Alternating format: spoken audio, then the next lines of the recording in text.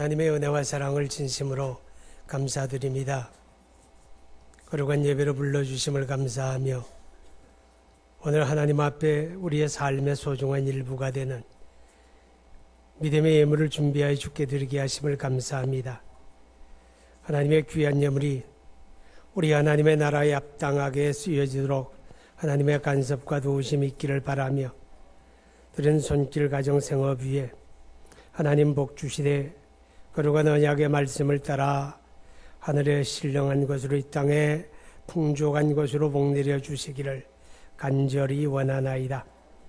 하나님 아버지, 오늘 우리 가운데 연약한 자들, 병든 자들 혹은 병원에 입원해 있는 이들 하나님의 긍휼히 여기시고 우리 하나님의 치료의 은혜가 함께하기를 원하나이다. 하나님의 우중의 날씨에 원근 각지에서 거룩한 예배를 사모하여 이곳에 모인 사랑하는 주의 권속들의 마음을 받으시며 은혜의 시간 되어지게 되기를 간절히 원합니다.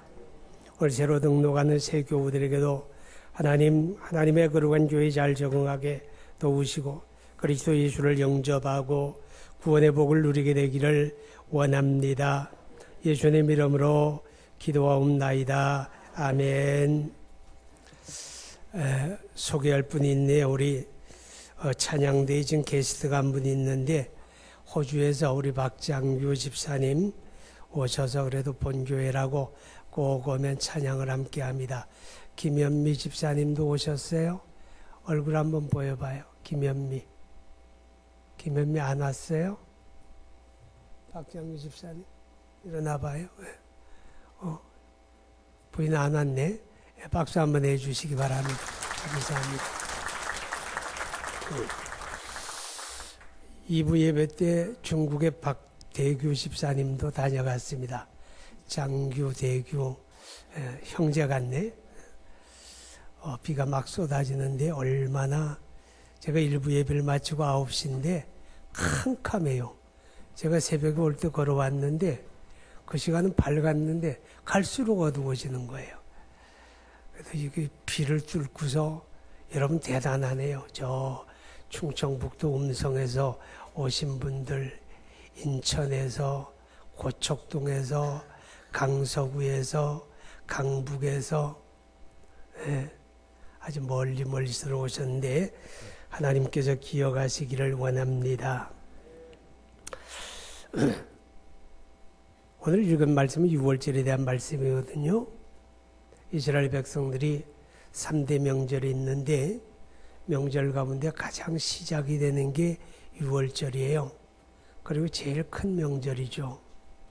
오늘 성경은 그 6월절을 제정하는 그런 내용을 소개하고 있습니다. 6월절이란 게 유대인들에게 어떤 의미를 가지며 우리 신앙에 어떤 의미를 가질까 하는 것입니다. 6월절은 이스라엘 백성들에게 나타난 하나님의 구원을 기념하고 있습니다. 하나님의 구원이라고 하면 그들에게 두 가지의 구원이 있었는데 하나는 하나님의 심판으로부터의 구원입니다. 이스라엘 백성들이 이집트에서 노예 집단이었잖아요.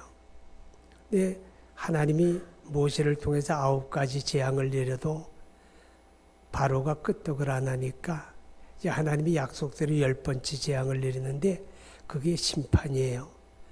짐승으로부터 사람이 이르기까지 제일 먼저 태어난 초태생을 죽이는 심판인데 그 심판이 임하는 날 밤에 하나님이 모세를 통하여 이스라엘 백성들에게 말씀을 해요. 어린 양을 잡아서 그 피를 문설주와 인방에 발라라.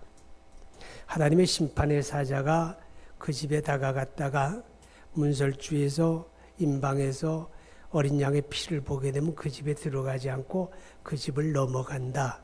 6월이란 뜻이 넘어간다는 겁니다. 그러니까 하나님의 심판에서 구원받은 것이죠. 6월절은. 그다음에 두 번째 구원은 그 결과로 이집트가 하나님 앞에 항복하게 되죠. 그래서 이스라엘 백성들은 다 애굽을 떠나라. 출애굽의 역사, 종의 멍에를 끊어버리고 드디어 자유를 얻는 구원입니다.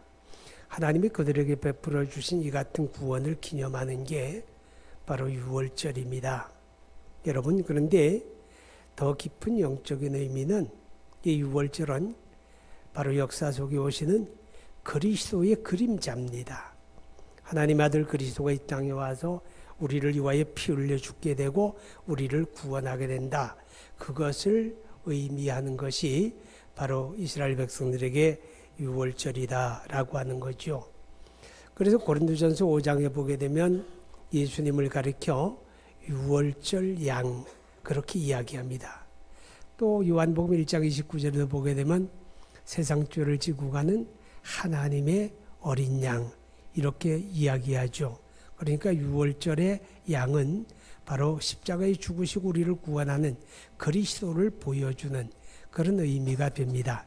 그래서 예수님이 언제 십자가에 달려 죽으셨는가 하면 바로 유대인의 유월절에, 그 유월절에 예수님이 십자가의 고난을 당하셨고 또 예수님께서 이렇게 성찬을 제정하시죠.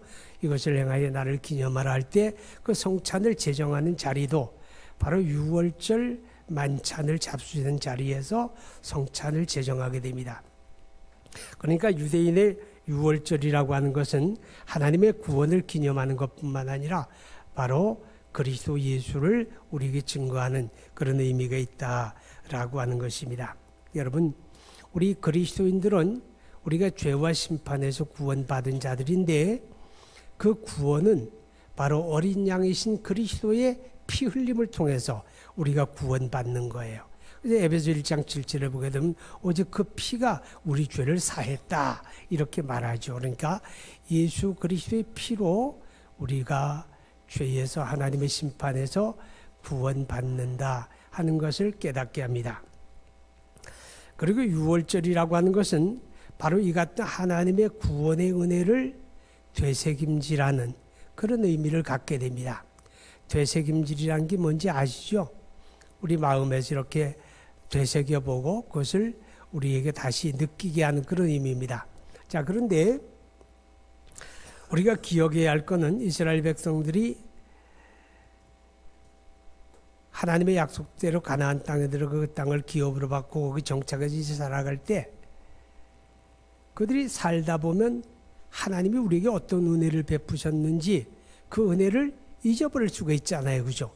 여러분도 그렇고 저도 그렇고 우리가 믿음을 고백하면서도 자꾸 잊어버리는 거예요. 그죠? 잊게 되고 그래서 그런데 이렇게 유월절을 매년 지키면서 하나님이 우리에게 베풀어 주신 은혜를 되새김질하는 것이고 그것을 통해서 하나님의 은혜를 새롭게 우리가 깨닫고 느끼고 경험하는 그런 의미가 있게 됩니다. 성찬식도 마찬가지죠. 예수님께서 이것을 행하여 나를 기념하라. 예수님의 십자가 죽으심을 기념하는 게 성찬식인데 이 성찬식을 우리가 하면서도 똑같이 바로 예수님의 십자가 구속의 은혜를 우리 안에 되새김질하는 거예요. 이 같은 은혜의 되새김이라고 하는 게 우리에게 어떤 영적인 유익을 가져다 주는가 하면 크게 두 가지 유익을 주는데 그 중에 하나는 감사를 회복하게 한다는 거죠. 여러분 성경에 보게 되면 데살로니가전서 5장에 범사에 감사하라 그랬어요. 어떠세요 여러분? 한 주간 살아오면서 감사하고 살았나요? 날이 너무 덥다고 후텁지근하다고 짜증 부리고 무슨 놈의 날씨가 이렇게 더워 못 살겠네 혹시 그러면서 살지 않았어요? 다 그렇게 살아요. 그죠? 우리가 살다 보면 감사를 잃어버려요. 그런데 이렇게 하나님의 은혜를 되새김질하면서 우리 삶 속에 감사를 회복하는 겁니다. 오늘 그런 은혜가 있기를 바랍니다. 여러분 감사를 회복한다는 게 하나님의 복을 회복하는 거예요. 하나님의 복은요 불평하고 원망하고 짜증 부리고 그러는 곳에는 복이 없어요. 복이 오다가도 달아나요. 근데 감사하게 되면 하나님의 복이 임하는 줄 믿습니다. 감사하는 곳에 할렐루야 늘 감사해야 돼요. 왜 나는 요거밖에 없냐고 불평하게 되면 있는 것도 잃어버려요. 근데 작은 것이라도 하나님 오늘 그래도 이것이 있네요. 감사하게 되면 복이 더하여집니다. 아멘. 그거 제 말이 아니고 성경의 말이잖아요. 여러분 이런 생각해봐. 예수님께서 이제 오병이어를 가지고 빈들에서 5,000명이 넘는 무리를 먹이시는 사건이 있잖아요. 그죠? 그때 너희가 먹을 거 줘라 그러니까 뭐 안드레가 막 돌아다니더니 한참 만에 얻어온 거 뭐예요? 보리떡 5개, 물고기 2마리. 뭐 떡이 이따만한 거 아니잖아요. 요만한 보리떡 5개, 물고기 구운 거 2마리. 그렇죠? 그거 가지고 온 거예요. 그 누구 코에 붙이겠어요? 그죠? 조그만 거, 별거 아닌데. 근데 주님 보세요. 그걸 이렇게 받아들고 하늘을 우러러 살해하셨다 그랬어요. 감사했다고 말이에요. 할렐루야. 감사하고 축복하니까 뭐예요? 그 작은 거, 그게 많은 무리를 먹이고도 남잖아요. 아멘. 감사하는 것에 복이 와요. 오늘 여러분 은혜를 되새김질하면서 이런 감사가 회복되기를 바랍니다. 자, 은혜를 되새김질할 때 2번째 받는 은혜가 뭔가 하면 생명의 풍성함을 누리게 돼요. 여러분, 은혜의 되새김을 통해서 우리는 그리스도의 십자가 구속의 은혜를 되새김하는 이 성찬식과 이 사건을 통해서 우리는 예수님에게 하나 되는 역사가 있는 거예요. 주님과 연합하는 자리가 이 성찬의 자리예요. 그렇죠? 그의 몸을 상징하는 떡을 받고 그의 피를 기념하는 잔을 받을 때 나와 예수님이 연합되는 자리거든요. 그 나와 예수님이 연합되는 자리를 통해서 우리에게 얻어지는 게 뭐예요? 생명의 풍성이죠. 양으로 생명을 얻게 하고 더 풍성히 얻게 하려 하노라. 할렐루야. 그 생명의 풍성함을 누리는 자리가 바로 이 은혜를 되새김질하는 자리죠. 그런 은혜가 있기를 바랍니다. 그 은혜를 통해서 우리가 모든 최악의 상황을 극복해 나갈 수가 있는 거죠. 우리 방 집사님 보니까 병원에 입원해 계시다가 지금 수술을 앞두고도 지금 예배를 드리러 왔어요. 아마 이 비밀을 알고 온 것 같아요. 우리 주님께 연합해서 그 생명의 풍성을 누릴 때 그 문제도 해결할 줄 믿습니다. 자, 그리고 이스라엘 백성들이 유월절을 지키는 의미 중에 또 한 가지는 뭔가 하면 이것이 하나님의 백성된 표식을 나타내는 거예요. 아, 내가 하나님의 백성이다. 우리가 하나님의 백성이다. 그 표식을 하는 게 바로 그게 유월절이 명절을 지키는 겁니다. 왜 그런가 하면 우리가 성경에 보게 되면 이스라엘 백성들에게 매년 유월절을 지켜라. 유월절을 지키는데 남녀노소 누구나 다 지켜라. 그런데 여기에 참여하지 못하는 사람이 있어요. 이방인이에요. 이방인은 유월절 음식을 먹을 수가 없어요. 그런데 또 한 가지, 누구든지 이스라엘 백성들 가운데 유월절을 지키지 않는 자는 이건 무서운 거예요. 비 오는 날 천둥 번개보다 더 무서운 건데 그런 자는 이스라엘 가운데서 끊어지리라. 이스라엘 가운데 끊어지리라 그래요. 이 말의 의미가 뭔가 하면 여러분, 이스라엘이라고 하는 하나님의 백성이라고 하는 건 혈통적인 아브라함의 자손이다. 우리가 그런 얘기 하잖아요. 맞아요.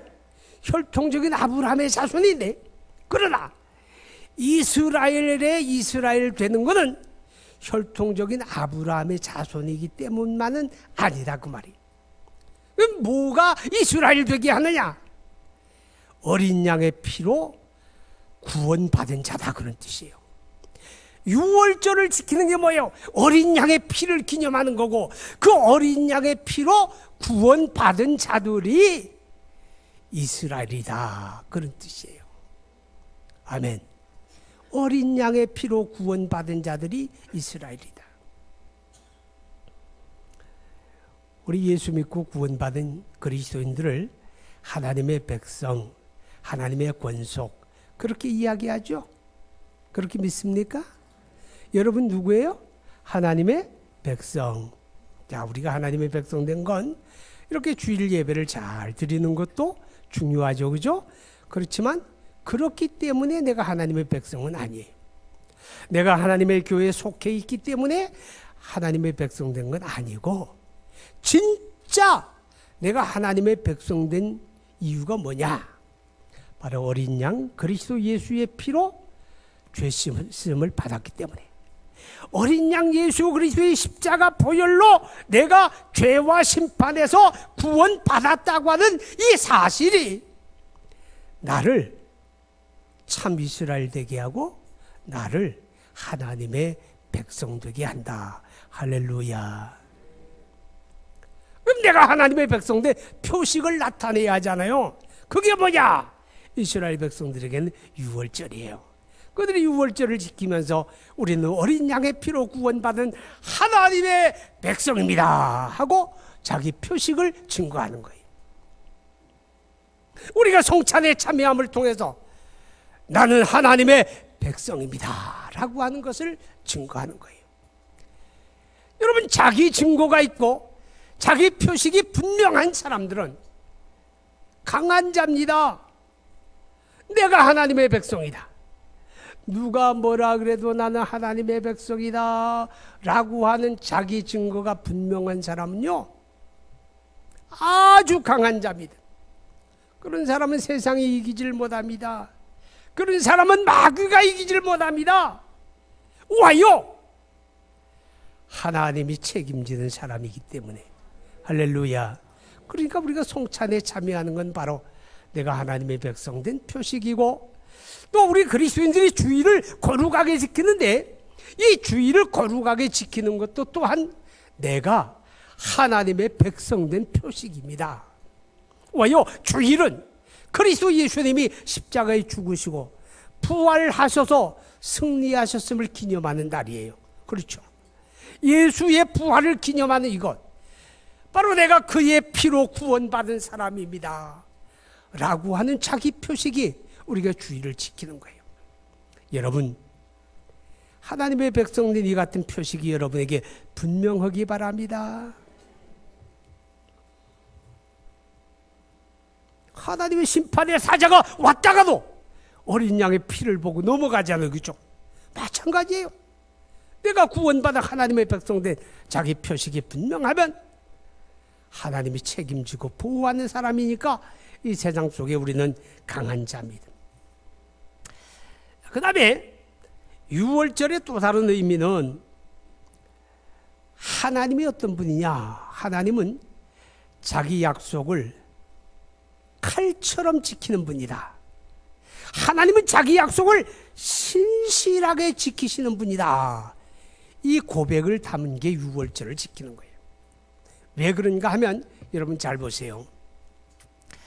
창세기 15장에 보면 아브라함에게 하나님의 언약이 나와요. 하나님이 아브라함에게 무슨 약속을 하는가 하면 내 후손이 이방의 객이 되리라. 그리고 객이 되는데 400년이 지나면 내가 그들을 심판하고 거기서 너희를 데리고 나오는데 그때 너희 백성은 큰 민족을 이루겠다. 이렇게 말씀을 합니다. 자, 여러분, 하나님이 아브라함에게 그 약속을 할 때 아브라함은요, 아들이 있었을까 없었을까? 없었어요.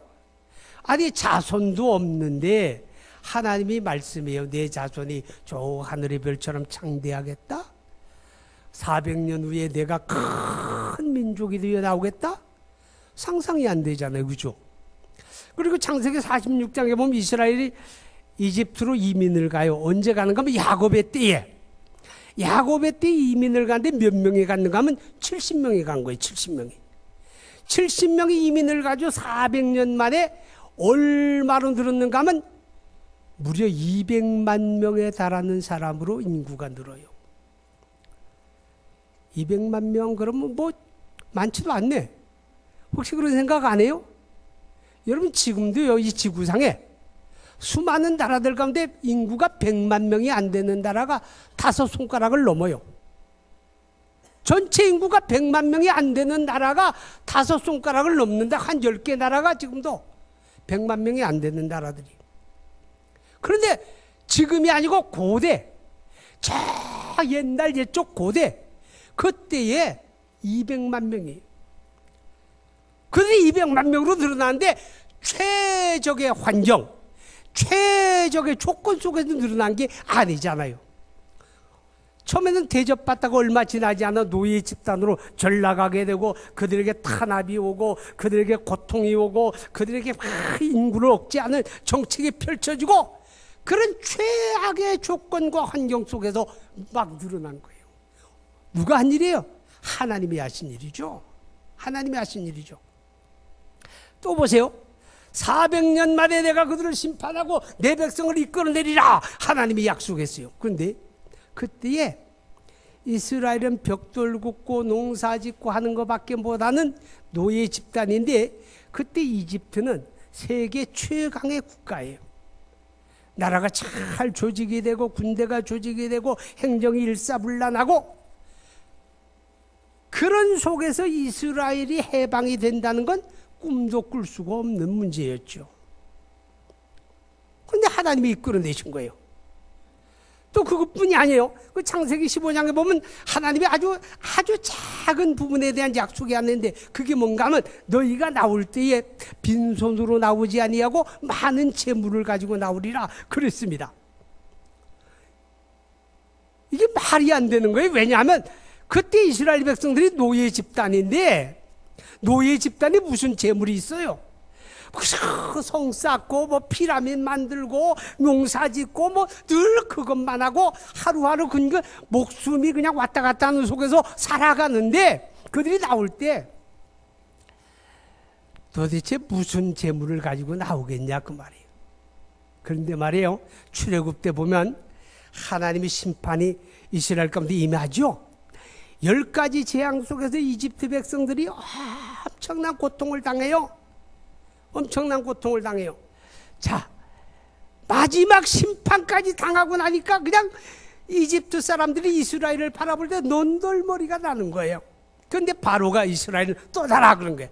근데 떠나라 그러는데 희한한 거는 막 떠나려고 짐을 챙기는데 이집트 사람들이 뭐 그냥 너도 나도 막 오더니만 막 자기 집에 금은 폐물을 막 가져다 주면서 이거 줄 테니 빨리 가라.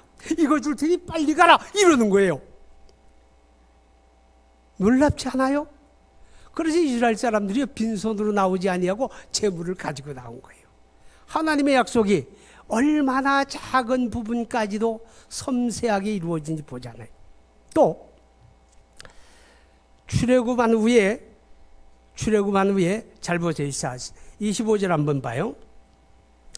너희는 여호와께서 허락하신 대로 너희에게 주시는 땅에 이를 때에 이 예식을 지킬 것이라. 이게 무슨 말인가 하면 출애굽한 다음에 광야에서는 지키지 말아라고 말이에요. 40년 광야 생활인데 거기서는 지키지 말고 가나안에 들어가서 하나님의 약속이 다 이루어지거든. 그때부터 지켜라. 그때부터 지켜라. 자, 여러분 생각해봐요. 아브라함, 이삭, 야곱의 때에는 그들이 그래도 가나안 땅에 천막 치고 살았잖아요. 그죠? 근데 그들이 다 이민 가가지고 이집트에 가서 거기서 400년 지냈어요. 근데 하나님이 저 한 이집트 사람들에게 인도여진 이스라엘 사람들에게 저쪽 광야건저 저쪽에 있는 가나안 땅을 너와 내 자손에게 영원한 기업으로 준다. 상상이 됩니까? 말이 됩니까? 근데 때가 이르니까 하나님이 이끌고 나와가지고 그 땅에 심어버리잖아요. 할렐루야. 하나님은 그 약속을 지키는 일에 아주 분명하고 신실합니다. 우리도 어떤 일을 할 때 상황이 안 좋으니까 이번에 하지 맙시다. 우리 다음에 좋은 때 합시다. 이런 얘기 잘하죠. 그런데 하나님이 일하시고 하나님이 그 약속을 지키는 일에는 인간 세상의 형편과 상황이 전혀 문제가 되지 않는다. 아멘. 문제가 되지 않아요. 내 형편이 이러니까 내 상황이 이러니까 하나님도 어쩔 수가 없어 라고 생각하지 마세요. 그건 믿음 아니에요. 하나님의 일하심은 내 형편과 처지를 뛰어넘어요. 하나님이 원하시면 그 약속을 어떤 상황에서도 반드시 이루신다. 할렐루야. 그렇기 때문에 우리는 이 말씀을 믿고 사는 거예요. 이 말씀 붙잡고 사는 거예요. 이 말씀이 인간의 눈으로 볼 때 가능성이 있어서 아니에요. 천만에 인간의 이성으로 접근하면 하나님의 말씀은요 가능성 제로예요. 우리는 뭘 믿습니까? 하나님을 믿는 거예요. 하나님의 신실하심을 믿는 거예요. 그래서 이 말씀을 믿음으로 붙잡고 살아갈 때 하나님이 그들에게 그 약속 그대로 이루시는 줄로 믿으시기를 바랍니다. 끝. 자, 이제 우리 성찬합시다. 찬송가